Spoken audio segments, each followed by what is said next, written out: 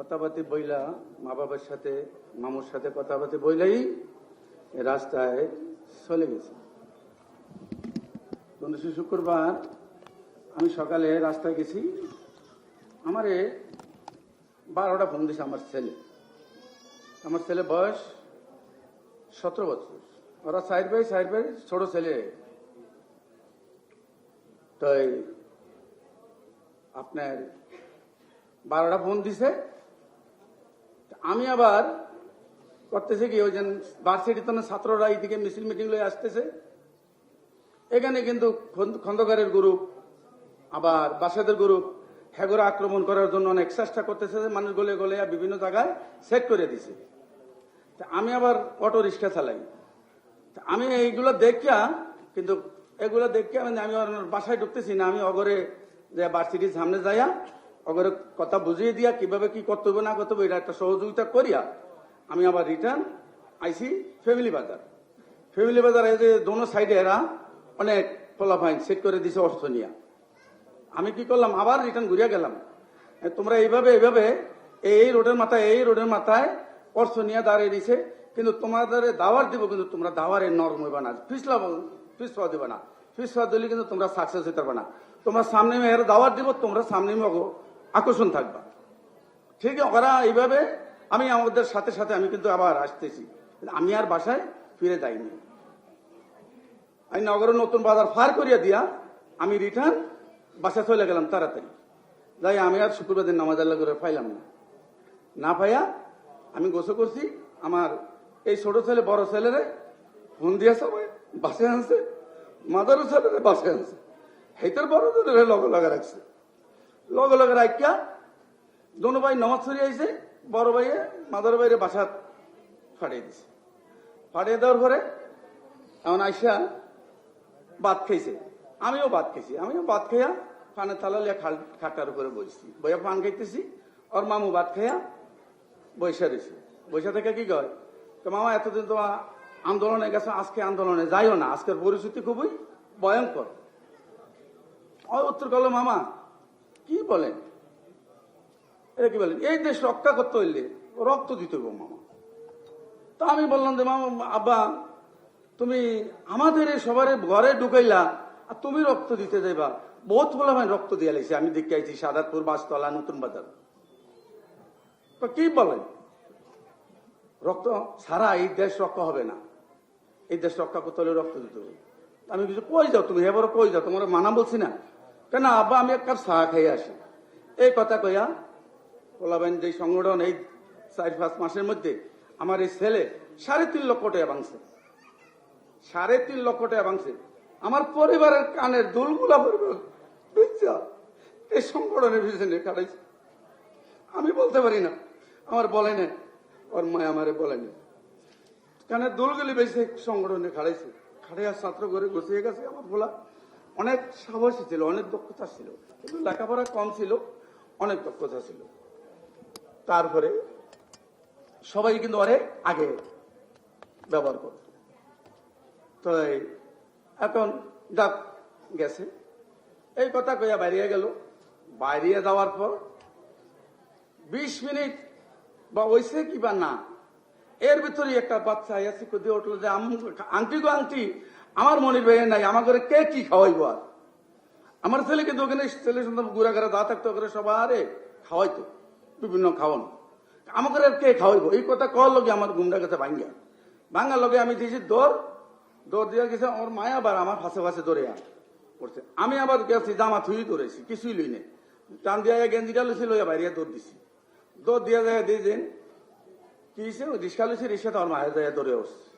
ওটার পরে গেলাম উপশন হাসপাতাল, যাই দিয়ে আমার ছেলেরে ভর্তি করে না, আমার ছেলেরা উপশন হাসপাতাল ভর্তি করে না, বাইরে দাঁড়া রাখছে। যাক সেখান থেকে আমি টানা দিয়ে ছায়া দেখলাম যে আমার ছেলে নাই। তখন আমি দৌড়িয়া যাই আগে আমার মারে আটকাইলাম যে আমার ছেলে আছে, তুমি গাড়ি তোড়ো। যার বে ধরে উঠেলাম গাড়ি তুড়ি আমার পরিবার নিয়ে আমি বাসার দিকে যাইতেছি। ওখানে হাতে ইশারা দিয়েছে যে বামাতে তোমরা তাড়াতাড়ি যা যা করন দেখা করিয়ে। আবার ব্যানগাড়ি আসছিল সেখানে, ব্যানগাড়িওয়ালা আমার আত্মীয় স্বজন, হে আবার ধরে যে ব্যানগাড়িটা আইনা গাড়ি ভরিয়া বাসা নিছে, এর মারে এক রুবে নিছে, আমারে নিয়ে আটকে রাখছে কেন নিয়ে কে কবনে কি করছে না করছে আর বলতে পারি না। আওয়ামী লীগের গডফাদারেরা আমার ছেলে জায়নামাজা পড়াতে দেয়নি, মাদ্রাসায় মাইকিং করতে দেয়নি। তারপরে আমরা পূর্বের ভিতরে আমরা খাড়ে নিয়ে রাখছি, সেখানেও রাখতে দিব না। কি একটা বিপদ! মানুষ তো না, তার কেউই নাই আমার কাছে, কেউই নেই।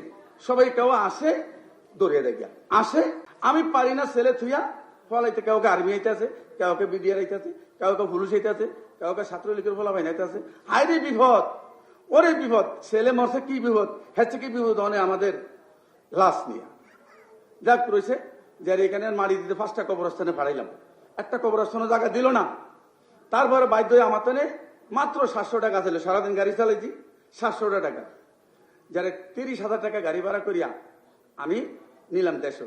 ও মা, দেশও নিছি, বাড়িতে দিছি আর এরকম মোড়া মোড়া রট লইয়া রাস্তায় রাস্তায় ঘুরতেছে, এখানে লাশ মারি দিতে দিব না। মোর জ্বালা। আমি বললাম যে বাইরে আমার ছেলে দেখতে গেছে, শুক্রবার দিন নমাজ পড়িয়া ভাত খেয়ে দেখতে গেছে, দেখতে যাইয়া এই ঘটনা হয়েছে।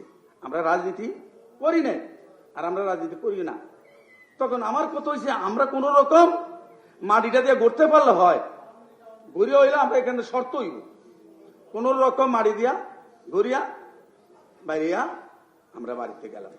বাড়িতে যাই তখন বাড়িতে অবস্থান খুব খারাপ, মানুষের বিভিন্ন ধরনের ভয় লাগায়। তারপরে আমি গেলাম আমার শ্বশুর বাড়ি। আমাদের কিন্তু বাড়িঘর নেই, আমার এখনো কিন্তু কোনো বাড়িঘর নেই, আমার কিছু নেই। আমার যাই আসলে সব নদী লেগে গেছে, এখন আমাদের কিছু নেই। আমার শালির বাসা দিয়ে রইলাম, হ্যাঁ তনে ভয়ে গেলাম আমার শ্বশুর বাড়ি। এরপর দুপুরে আইয়া 2 দিন পর আমরা আয়া ফেলাম এইদিকে ঢাকা। 5 আগস্ট যখন দেশ স্বাধীন হয়, তখন আমরা তো এখানে নিরিবিরি আয়া বয়ে রয়েছি। দেশ স্বাধীনে আমরা যখন দেখছি যে টিভির পর্দায় কত দেখ, একবার আসলো আইসা গেল গা, আবার ঘুরিয়ে আবার আসলো। আমাদের রক্ত আমাদের টিটকারি করে শহীদ পরিবারে কি হয়েছে, শহীদ পরিবার আমাদের টিটকারি, আমরা অনেক কিছু পাইছি, আমাদের টিটকারি করে। আরে বেড়া, আজ ঠ্যাঙ্গের উপর ঠ্যাং জোলাস। একজনের কাছে 40টা মামলা আছে, একজনের কাছে 30টা মামলা ছিল, একজনের কাছে 20টা মামলা আছে। কার রক্তর ভিদিয়া এই তোরা যাই যে খালাস হয়েছে, কার রক্তর ভিদিয়া? আমাদের সন্তান আল্লাহ 1600 হোক, 1500 হোক, 1200 হোক, এই সন্তানের বিনিময় তোদের আজকে ঠ্যাঙ্গের উপর ঠ্যাং উঠছে।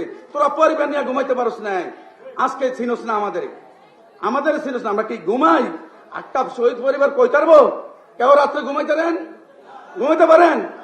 আমার ঘুম হয় না কিন্তু ভাই। আমার আগে যাইতো ফান যাইতো 60 টিয়ার, সুগারি যেত 30 টিয়ার, অন যায় ফান একদিনে 100 টাকার ফান, 100 টাকার সুগারি। সারা রাত বয়ে বয়ে ফান খেয়ে ভাই কি করবো, করার কিছু নেই। মারও বুঝাইতে পারি না, নিজেও বুঝতে পারি না, ছেলে সন্তানেরও বুঝাইতে পারি না। আমার করণীয় কিছু নেই। আমার তারেক রহমানের কাছে একটাই দাবি, আমাদের দলের ভিতরে যে সমস্ত দুষ্কারী আছে, আওয়ামী লীগের নিয়া আজকে হেগরে নিয়া চান্দা উঠায়, হেগরে নিয়া হেরা আবার বিএমপি করে তারেক রহমান করে স্লোগান দেয়, কিন্তু আসলে আওয়ামী লীগ এরা তারেক রহমানের বদনাম করতেছে, আমাদের দলের বদনাম করতে আছে। কেন আমরা এই জিনিসটা সাকসেস দিলাম? আমরা আজকে এখনো আমাদের এক নেতা ভাষণ দেয়, কিন্তু আওয়ামী লীগের দুষ্কারী এই দেশে থাকতে দিব না। হ্যাঁ বাসায় 2-4 জন টাকার বান্ডুল নিয়ে বয়ে রয়েছে, টাকা নিয়ে হ্যাঁ করে খাওয়ানো দেয়, সেবও করে, এগুলি তদন্ত করিয়া এগুলি দেখেন কারা কারা এই কাজ করে। আমি তো মূর্খ মানুষ, আমি কিছু বুঝি না, আবার সবই বুঝি। সময় পাইলাম না, আরো অনেক কিছু আসিল, আরো বলার কিছু আছে। যদি আল্লাহ শহীদ মিনার সময় দেয় তো একদিন বলবো, আরো অনেক কিছু আছে বলবো।